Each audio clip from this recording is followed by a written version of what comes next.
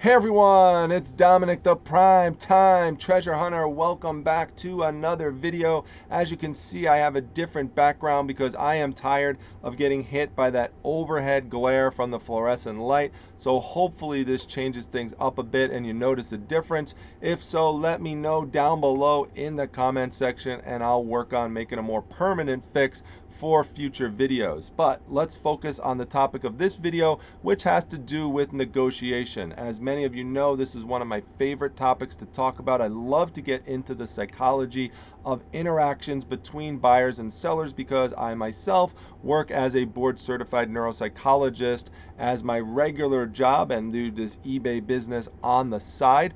So many of you have told me that you have enjoyed those types of videos that I've done in the past on negotiation. And if you are new to the channel, we've had hundreds of new subscribers to the channel over the past few weeks. So welcome to all of you. But if you just type in negotiation on my channel, you'll see a lot of videos on that topic. And you'll also see videos that I've done talking about how to deal with lowball offers and extreme lowball offers. And what I mean by lowball offer is that someone has sent you an offer that is half or less of the current market value for your item. And that is established, one, by what people are currently selling it for in terms of your competition, and also based on completed sold research that you've done over the past 60 days or so or recently.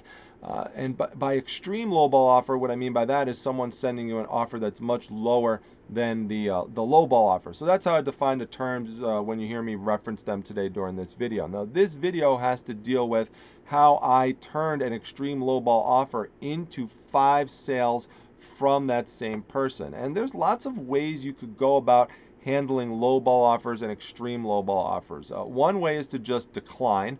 Another way is to block the person if the offer is just so outrageously offensive.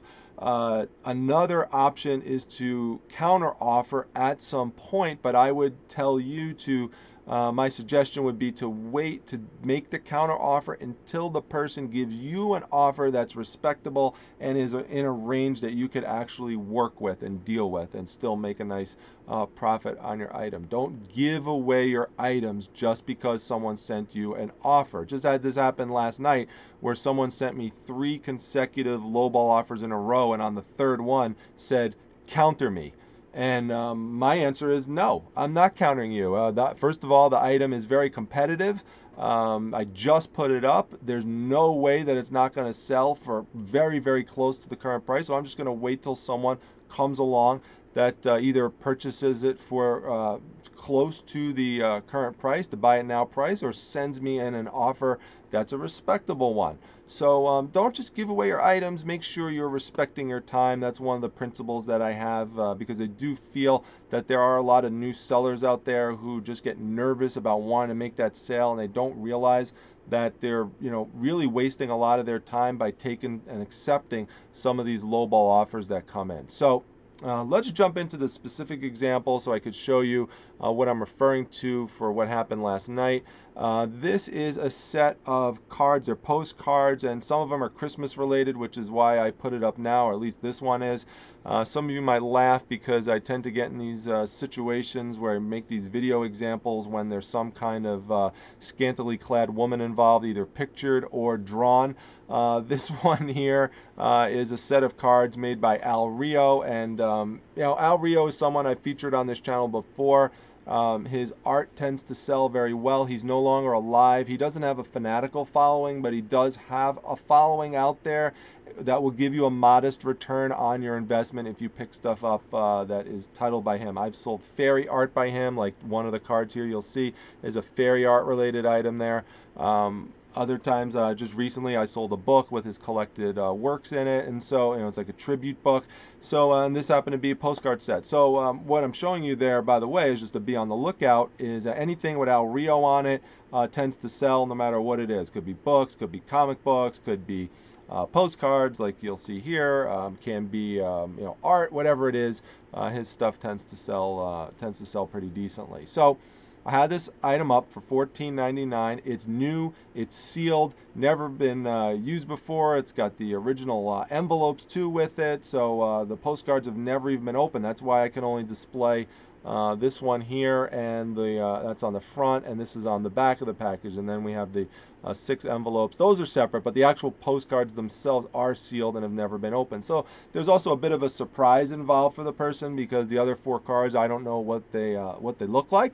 But you know, anyone who follows Al Rio and is a fan would like that. That would be something that would be appealing to them. They'll have that kind of surprise element in there.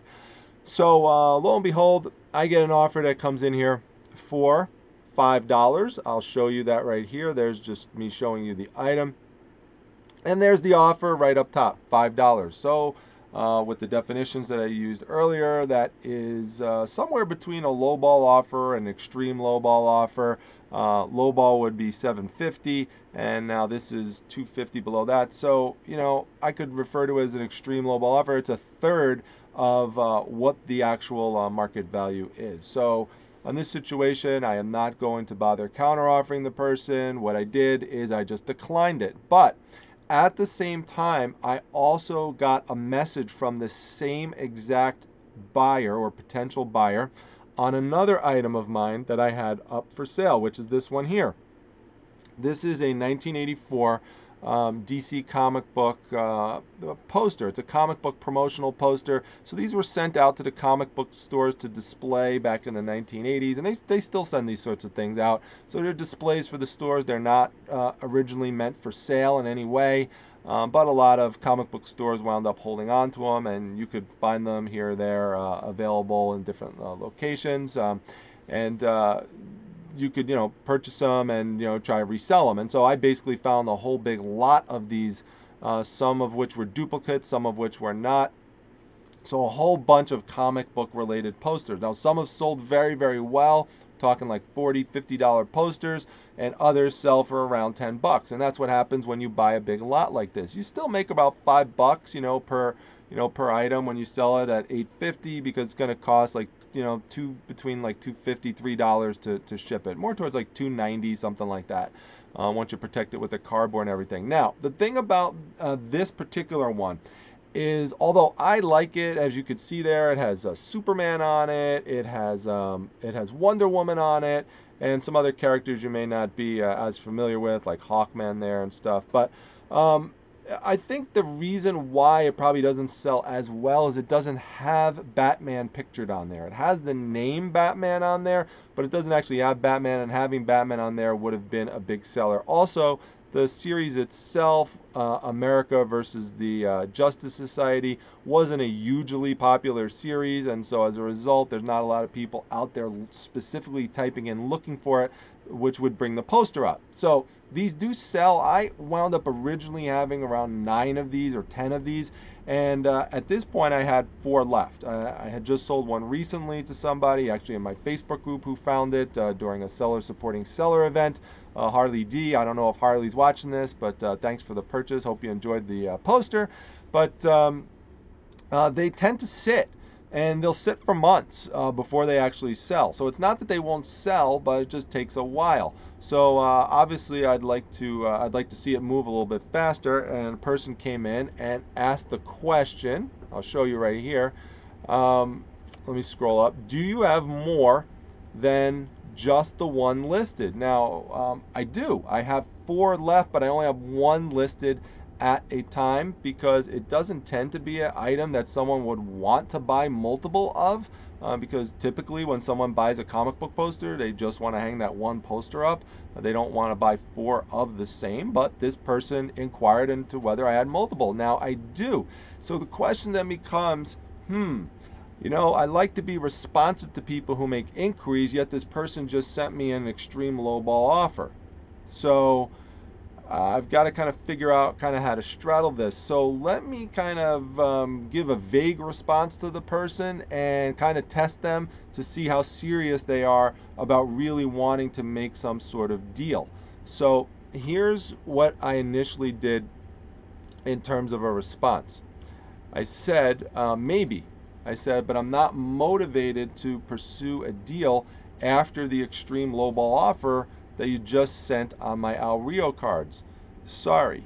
So not sending a rude response to the person, but also letting the person know that I was disappointed by that initial offer that he or she just sent over to me. Now, this is no different, by the way, in terms of, in real life when, let's say you're out there and you want to purchase a house, and your real estate agent will tell you, don't lowball the seller, because the seller might get upset and then decide not to want to deal with you anymore. So this is just part of normal interactions that happen when you're trying to make a deal, and you've got to be careful in terms of, if you're watching this and you're a buyer, you've got to be careful in terms of your strategy, because you could wind up really turning off the seller, not just in this situation on eBay, but in just other situations in life when you're trying to make a deal.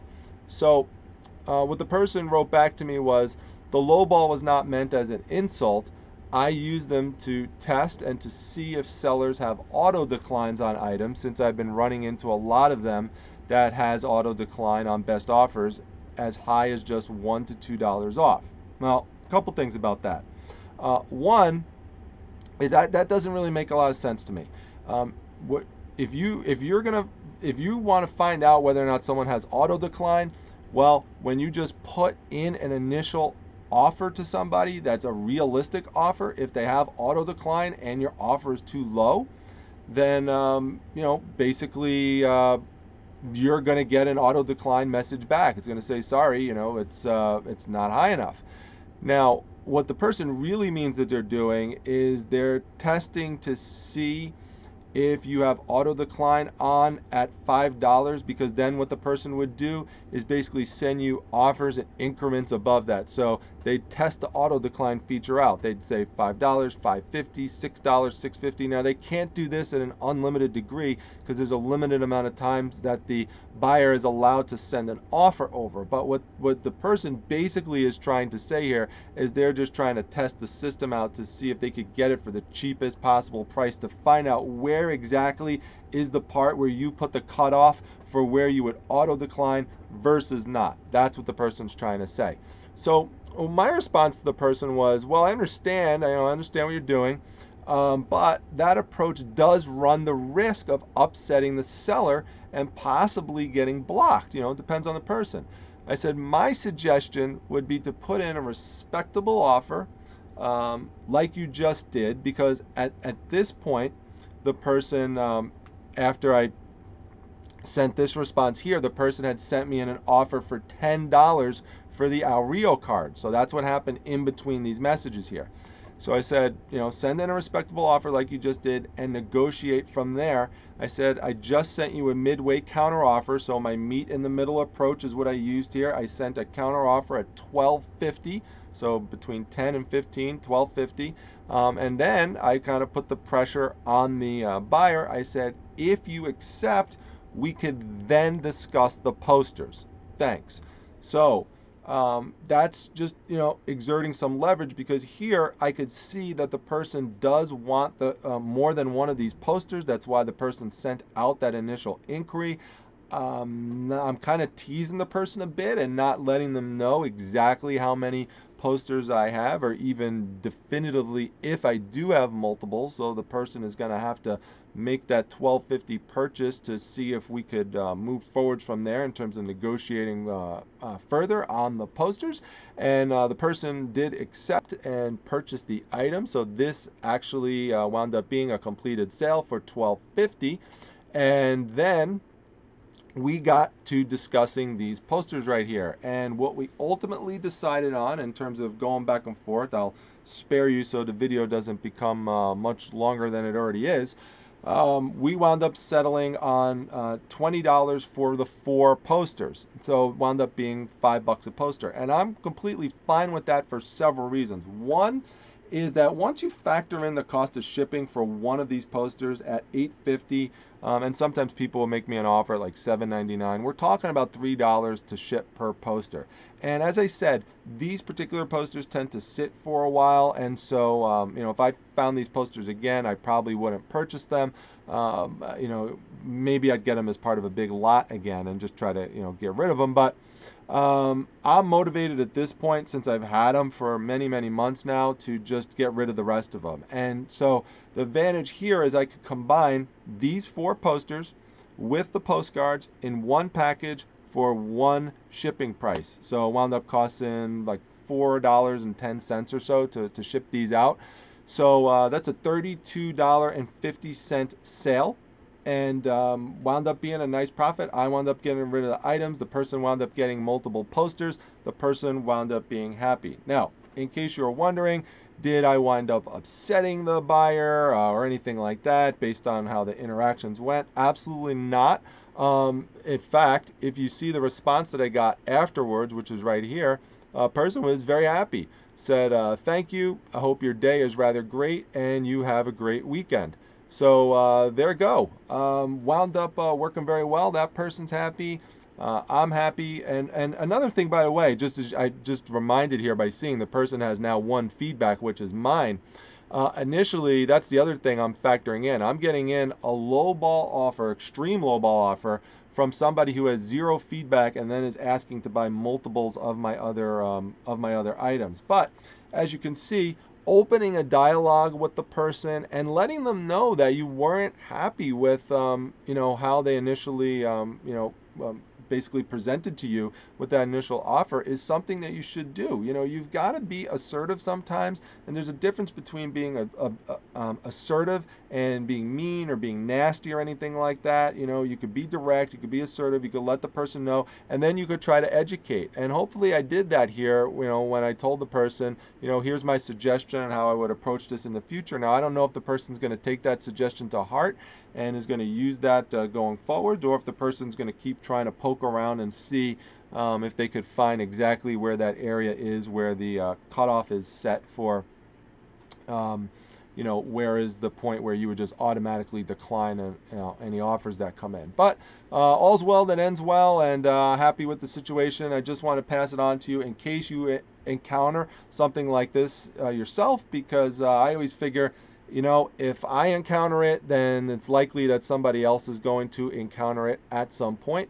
So I hope that you all enjoyed the video, and if you have any comments or questions, or if you had a similar situation, or if you've handled situations like this differently, please let me know that down below in the comment section. I'd love to hear all the different approaches and ideas. Hopefully this helps you in the future when you are dealing with potential buyers.